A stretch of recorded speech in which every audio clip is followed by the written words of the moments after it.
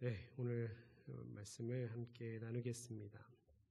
예수님께서 이제 벳세다로 오셨을 때, 벳세다는 이제 뜻이 어부의 집, 어부들의 집 이런 뜻입니다. 네. 갈릴리 그 해변가에 있는 마을이고 유대 지경에 있는 마을이죠. 그래서 유대인들 지역에 있는 마을이죠. 네. 거기에 오셨을 때 이제 사람들이 예수님께서 만져주심을 바라면서 맹인 한 사람을 데리고 옵니다. 이제 고쳐주시기를 요구하는 거죠. 예수님은 지난번에 그 말 어눌한 그 사람, 못 듣고 말 어눌한 그 사람을 고칠 때와 마찬가지로 이 사람을 그 자리에서 고치지 않고 데리고 가셔서 마을 밖으로 데리고 가셔서 고치십니다. 그리고 지난번에도 이게 침으로 하셨는데 이번에도 이제 눈에 침을 뱉으시고 안수하십니다. 그리고 묻습니다. 무엇이 보이느냐? 근데 그 사람이 이상하죠. 보통 예수님 한 번에 다 고치셨는데 이 사람이 좀 희미하게 보였던 것 같아요. 그래서 사람들이 보이는데 나무와 같은 것들이 걸어다니는 것을 보나이다 이렇게 얘기해요. 나무 같은 것들이 걸어가는 것을 본다 이렇게 말을 하죠. 예수님께서 다시 한번 안수를 하십니다. 네, 그리고 그의 눈이 이제 밝아져서 모든 것을 밝히 보고 예수님도 이제 보는 거죠. 네. 이 사람은 특이하게도 한 번에 고쳐지지 않고 두 단계에 걸쳐서 회복이 되었습니다. 만약에 다른 치유 사건하고 비교할 때 마치 예수님이 한 번에 못 고치시고 두 번 시도 만에 드디어 고치신 것처럼 이렇게 보이죠. 꼭 예수님의 능력이 약해지신 걸까? 이런 생각까지, 걱정까지 너무 피곤하셔서 지금까지 너무 피곤하셔서 이렇게 능력이 안 나타난 걸까 이런 생각까지 듭니다. 어찌되었건 예수님은 그 사람을 이제 집으로 보내시면서 마을에는 들어가지 말라 이렇게 얘기하십니다. 그리고 나서 이제 맹인을 고치신 후에 예수님은 제자들과 함께 죄송합니다. 빌립보 가이사랴로 가십니다. 그리고 우리가 사실 익히 잘 아는 장면이죠. 예수님께서 자신이 누구이신지 묻는 그 장면이 나옵니다. 예수님이 먼저 사람들이 나를 누구라 하느냐, 세간에 사람들이 나에 대해서 누구라고 이렇게 하느냐 물으십니다.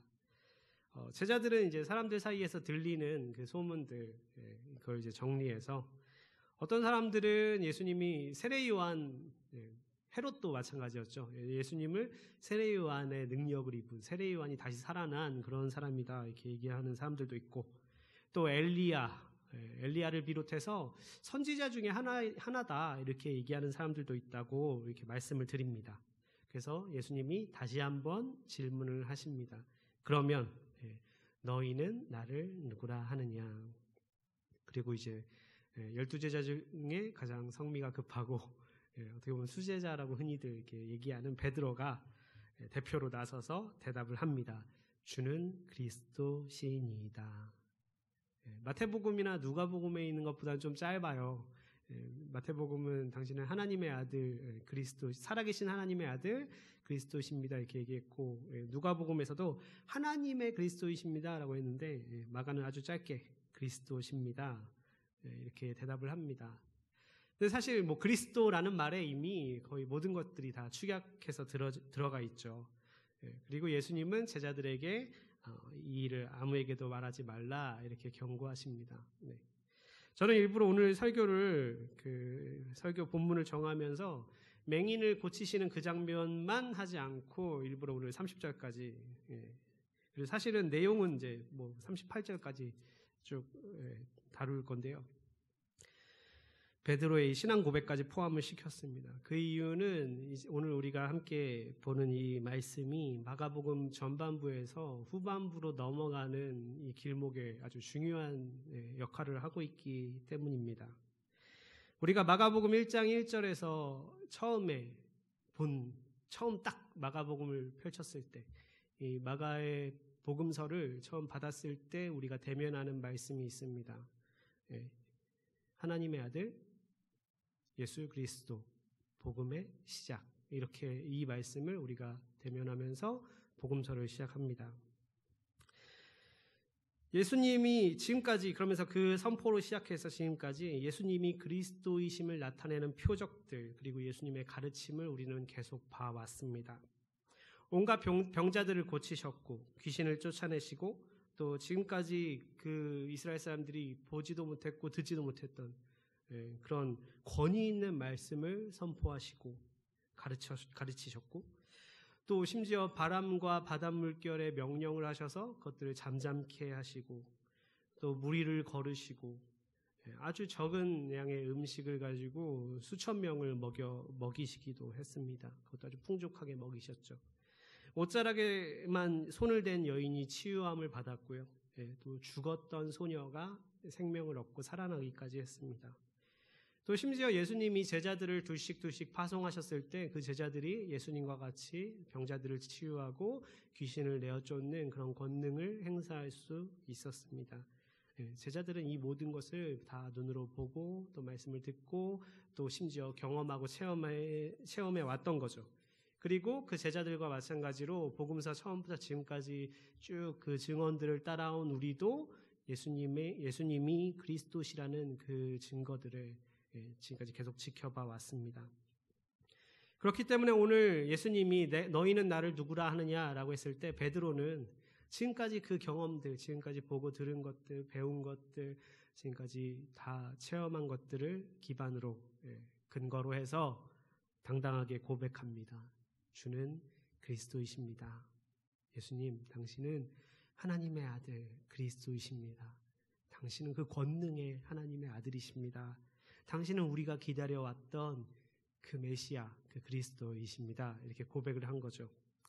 우리도 마찬가지로 지금까지 마가복음을 쭉 따라오면서 그 증언들을 보고 들으면서 우리도 고백할 수 있습니다. 예수님은 그리스도이십니다. 오늘 우리가 처음 찬양했던 것처럼 수많은 무리들이 그 평범한 목수이신 그분을 따라가고 그분 앞에 그 권능을 보고 심지어 죽음까지도 순종하는 것을 보면서 굴복하고 이런 것들을 보면서 우리는 고백할 수 있습니다. 당신은 영광의 왕이시고 당신은 그리스도이십니다. 그런데 우리는 사실 이 베드로의 고백이 완전하고 바른 이해에서 나온 것이 아니라는 것을 금방 알 수 있습니다. 예수님께서 이 베드로의 고백을 들으시고 비로소 처음으로 아주 분명하게 그냥 명백하게 드러내놓고 나는 곧 고난을 당하고 죽을 것이다. 자신의 고난과 죽음 그리고 부활에 대해서 말씀을 해주시죠. 인자가 많은 고난을 받고 장로들과 대제사장들과 서기관들에게 버림받아 죽임을 당하고 사흘 만에 살아나야 할 것을 비로소 그들에게 가르치시되 예수님이 드디어 말씀을 하십니다.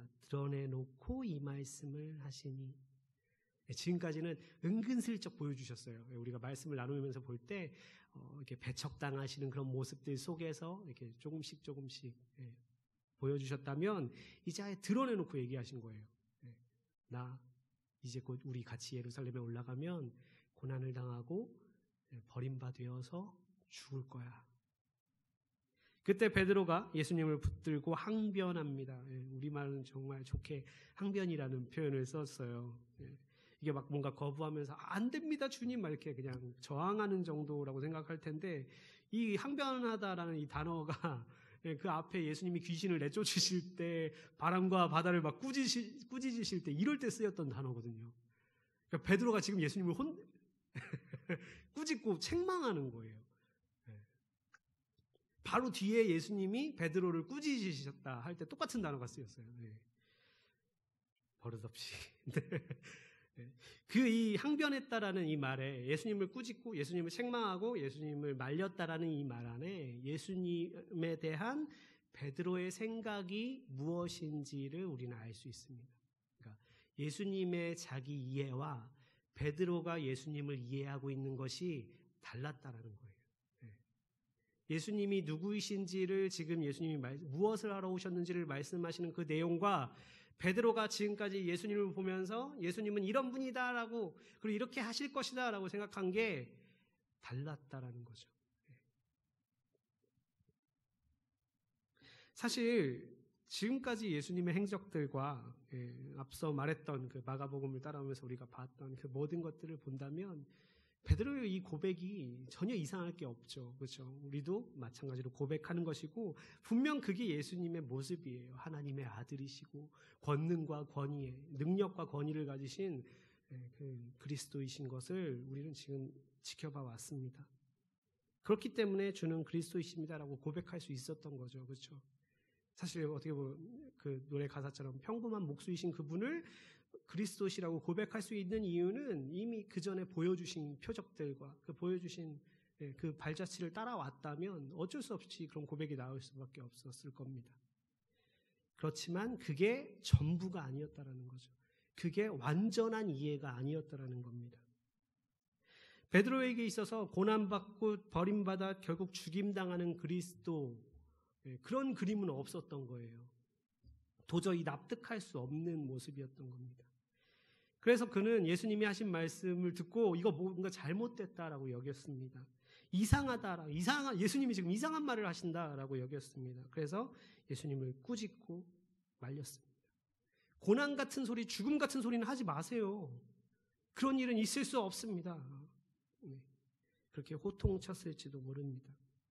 그런데 예수님은 곧바로 제자들을 돌아보면서 베드로를 꾸짖으십니다. 이게 아마 복음서 통틀어서 제일 예수님이 가장 세게 말씀하신 게 아닐까 싶어요. 심지어 사실 바리새인들한테도 이렇게까지 말씀 안 하셨는데 사탄아 내 뒤로 물러가라. 지금 바로 예수님께 신앙 고백한 그 사람을 향해서 사탄아 내 뒤로 물러가라. 네가 하나님의 일을 생각하지 않고 사람의 일을 생각한다. 이렇게 말씀하십니다. 베드로뿐만이 아니죠. 사실은 그 모든 제자들이 베드로와 동일한 생각을 하고 있었을 겁니다.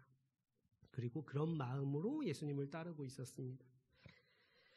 제자들이 예수님에 대해 이해하고 있던 것, 예수님께서 하나님의 아들이시고 하나님의 능력과 권위를 가지고 이 땅에 오신 하나님의 대권자, 하나님 나라를 임하게 하시는 분, 그건 분명 틀린 이해가 아닙니다.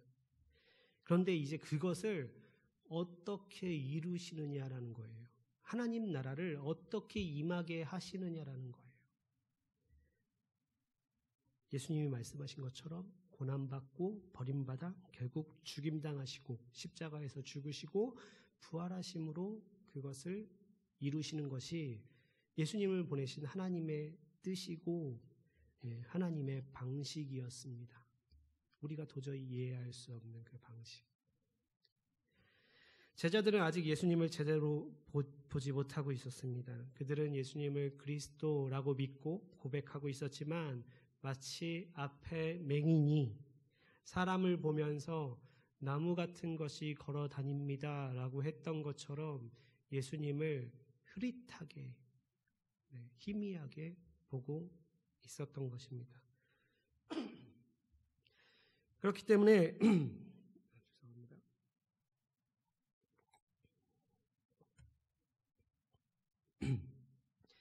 예수님이 맹인을 고치시는 그 모습은 제자들이 예수님을 이해하는 그 과정을 상징적으로 우리에게 보여주고 있습니다. 그들은 여전히 모든 것을 밝히 보지 못하고 있습니다.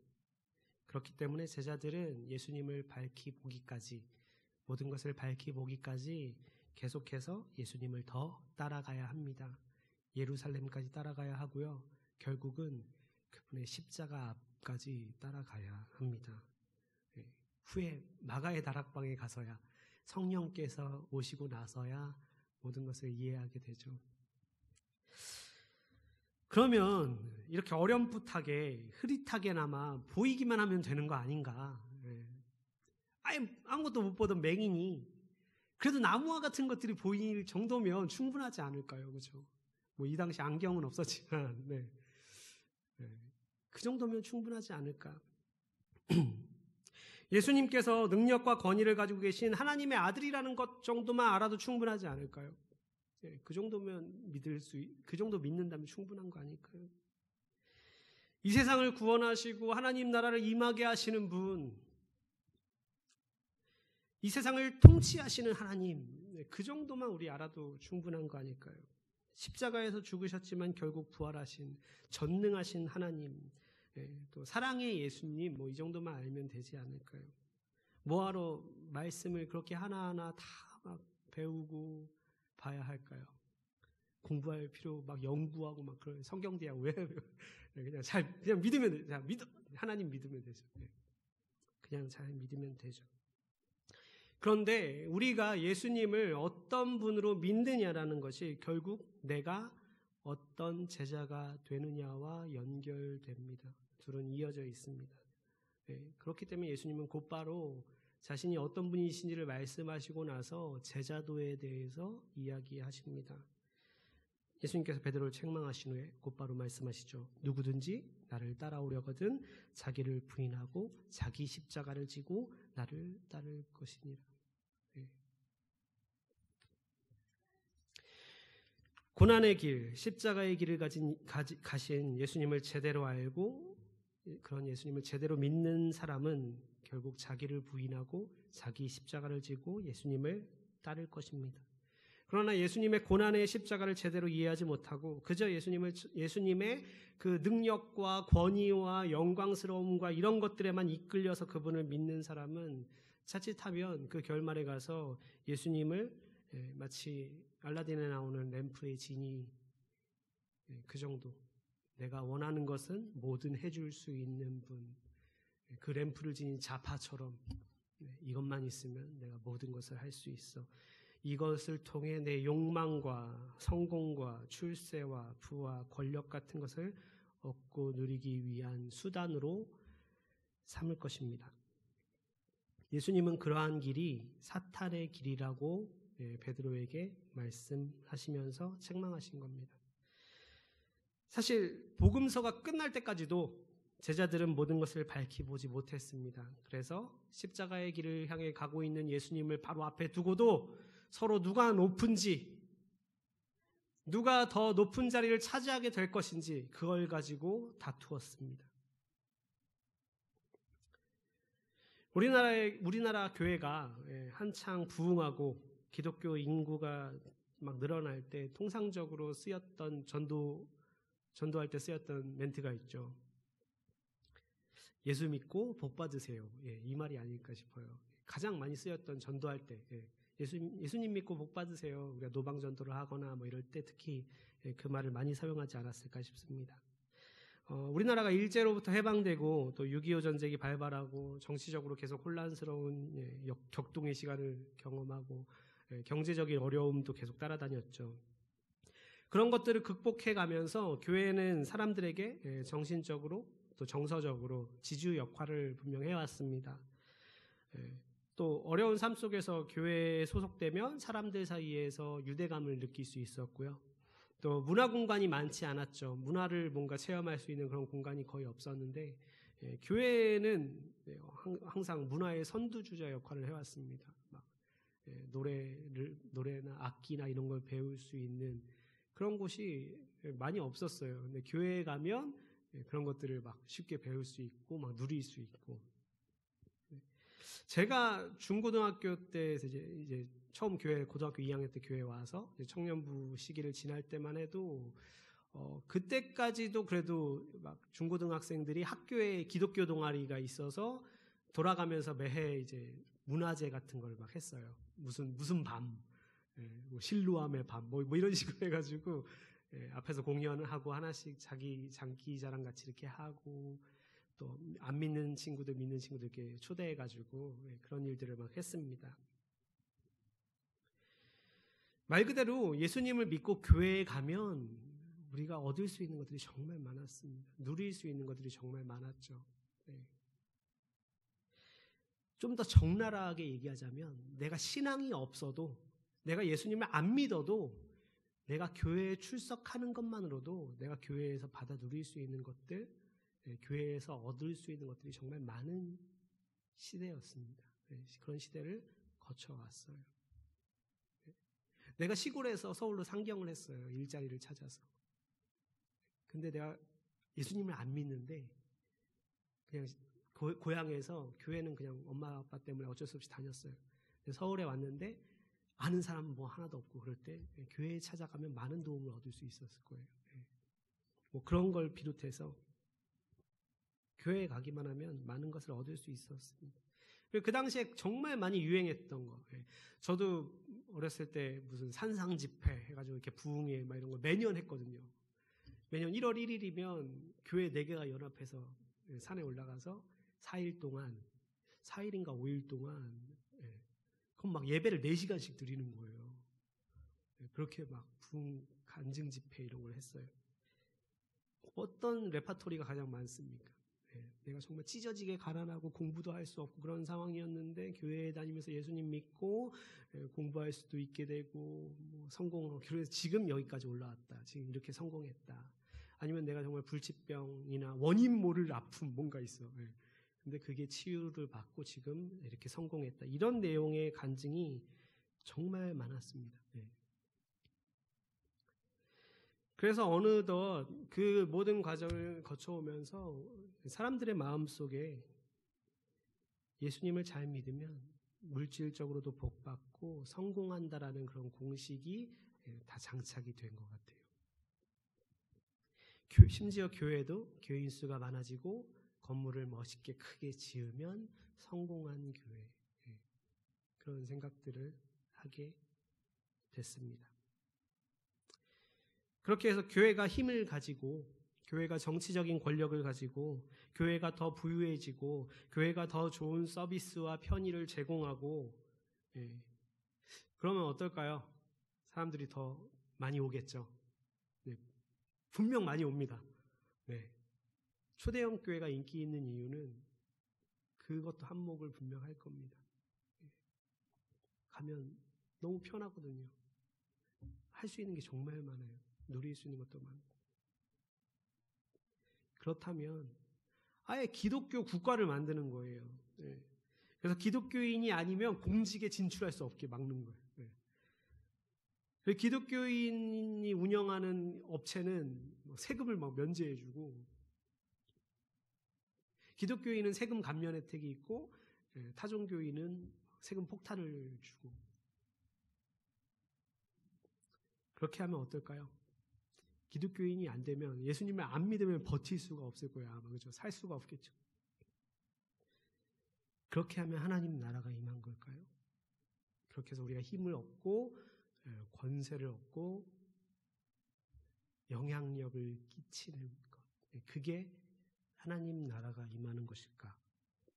그렇다면 예수님은 왜 그렇게 안 하셨을까요? 마가복음 하면서 계속 우리가 던졌던 질문이죠. 예수님이 왜 그렇게 안 하셨을까요? 왜 그 정치적인 메시아, 군사적인 메시아, 힘의 메시아, 그 사람들이 바라던 그 길을 가지 않으셨을까요? 왜 고난을 당하시고 십자가에 달려 비참한 모습으로 죽으셨을까요? 다시 말씀드리지만 앞에 제가 얘기했던 그 모든 것들, 그 힘의 그 권력과 부와 이런 것들을 교회가 얻어서 하는 그 길은 예수님이 오늘 베드로를 책망하신 것처럼 사탄의 길입니다. 마가복음에서는 예수님이 광야에서 40일 동안 금식하실 때 그 유혹하는 사탄 마귀의 유혹의 그 시험의 장면이 생략돼서 짧게 이렇게 넘어가고 있습니다. 그러나 마태복음이나 누가복음에서 볼 수 있는 그 시험의 내용은 결국 오늘 베드로가 말한 것처럼 그 고난의 길, 십자가의 길을 거부하고 높은 길로, 편한 길로, 대로로, 당신 왕 아니십니까? 당신 하나님의 아들 아니십니까? 그냥 그 길로 가세요. 이거였습니다. 그 길은 하나님이 다스리시는 하나님 나라가 아니라 여전히 이 땅에서 지금 일어나고 있는 힘이 지배하는, 힘의 논리가 지배하고 있는 이 세상과 다를 바 없는 세상이기 때문에 예수님은 그 길을 가지 않으셨습니다. 다시 말씀드리지만 마가복음의 전반부는 예수님이 누구신가에 대해서 계속해서 사건을 통해, 표적을 통해, 예수님의 가르침을 통해 우리에게 증언하고 있습니다. 예수님은 하나님의 아들이시라고, 하나님의 대권자로서 하나님 나라와 통치를 가져오시는 분이라고 우리에게 계속 말씀을 하고 있습니다. 그리고 이제 후반부에는 바로 그분이, 그 하나님의 아들이신 그분이, 그 위대하신 하나님의 아들 예수 그리스도께서 그 능력과 권위와 그 모든 것을 가지고 무엇을 하셨냐라는 것을 우리에게 보여주고 있습니다. 그분이 바로 우리를 위해 온갖 고난을 당하시고 정말 비천하고 끔찍한 모습으로 비참하게 죽으셨다라는 겁니다. 그 능력과 권위를 가지신 하나님의 아들이 가장 높으신 분이 가장 낮아지셨다라는 것을 우리에게 보여주고 있습니다. 가장 아름답고 영광스러운 분이 정말 너무나도 비참하고 끔찍한 몰골이 되셨습니다. 왜요? 우리 때문에, 우리 죄 때문에, 우리 죄의 값을 대신 치르고 그 죄값을 해결하시기 위해, 대속하시기 위해 그렇게 되셨다라는 겁니다. 그런데 그 가장 높으신 분은 그렇게 낮아지셨는데 그 은혜를 받은 우리는 높아지려고 발버둥을 치고 있어요. 높아지려고 아주 난립니다, 우리는. 네, 그게 우리의 죄악된 본성이죠. 다시 말씀드립니다. 우리의 원래 본성이 아니라 우리의 죄악된 본성이라고 말씀드렸습니다. 우리가 그대로 그 타락한 이유 죄악된 본성 그대로 만약에 남아있다면 우리가 높아지려고 하는 것이 자연스러운 겁니다. 우리가 죄인인 그대로 남아있다면. 그런데 이제 우리는 예수님을 만났습니다. 그리고 그분으로 인해 구원받았고 그분을 따라가는 제자가 되었습니다. 내가 따라가는 그 이분이 누구신가 하고 봤더니 영광스러운 왕 중에 왕이시고 주의 주 하나님의 아들이시고 그리스도이신 거예요. 그래서 우리가 아직 희미하게 볼 때에는 와, 내가 왕을 따르고 있으면 나는 얼마나 높은 거야 이거 막 이러면서 높아진 마음이 있을 수 있어요. 막 와, 진짜 예수님 믿으니까 너무 좋아, 막 복 받았어, 진짜 하는 일마다 잘 돼. 우리가 예수님 아직 희미하게 볼 때는 우리 그럴 수 있습니다. 그런데 그분을 계속 따라가고 그분을 분명하게 보게 된다면, 그분을 선명하게 보게 된다면 우리가 도착하는 곳은 그 예수님의 십자가 앞입니다. 그저 왕 중에 왕이시고 영광스러운 분인 줄 알고 계속 따라가 보니까 그분이 가시는 그 길이, 그분이 가신 그 길이, 그 길에서 만나는 것이 그분의 십자가라는 거예요. 그 십자가를 마주하고서 어떻게 우리가 높아지려고, 여전히 높아지려고 난리를 칠 수 있겠습니까? 제자들이 예수님이 십자가에 지시기 전까지는 서로 누가 오른쪽이냐, 누가 왼쪽이냐, 누가 높냐, 낮냐 이것 따지고 있었지만 그 이후에 예수님이 십자가를 지신 이후에 그런 소리 하는 제자 없습니다. 어떻게 그런 소리 할 수 있겠어요? 그분이 십자가를 지시고 나를 구원하셨는데 그분의 십자가 앞에서도 여전히 네가 높냐 내가 높냐 그럴 수 있겠습니까? 가장 높으신 그분이 가장 낮아지셨는데 나는 여기서 좀 더 높아지겠다고, 여기서 좀 더 성공을 바라보겠다고 그러고 있다면 우리는 아직 예수님을 제대로 분명하게 보고 있지 못한 겁니다. 아직 복음이 무엇인지 이해 못하고 있는 겁니다. 그런 사람들에게 예수님께서 이렇게 말씀하십니다. 우리 지난주 봤던 말씀이죠. 8장 17절부터 18절에 아직도 알지 못하느냐, 깨닫지 못하느냐, 너희 마음이 둔하냐, 너희가 눈이 있어도 보지 못하며 귀가 있어도 듣지 못하느냐.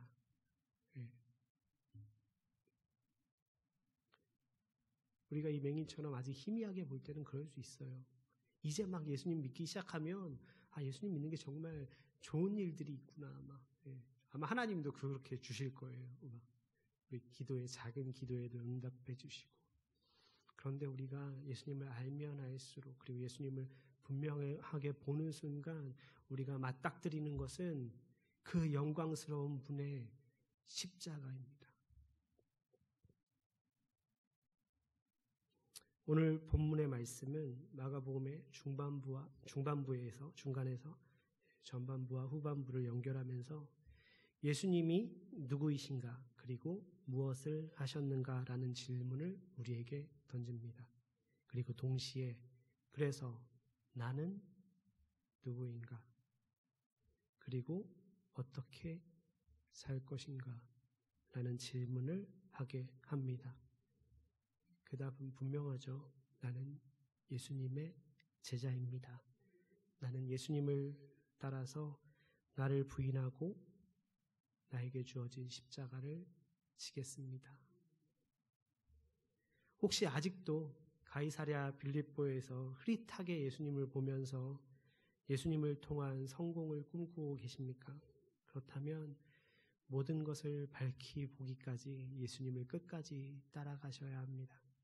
아마 끝까지 따라가서 보면 거기에 예수님의 십자가가 있을 것이고 그 옆에 내가 져야 할 십자가가 세워져 있을 겁니다. 그때는 우리의 교만한 마음이 꺾일 것이고 주님, 당신이 가신 그 길을 저도 제 십자가를 지고 따르겠습니다. 라는 고백밖에 할 수 없을 것입니다.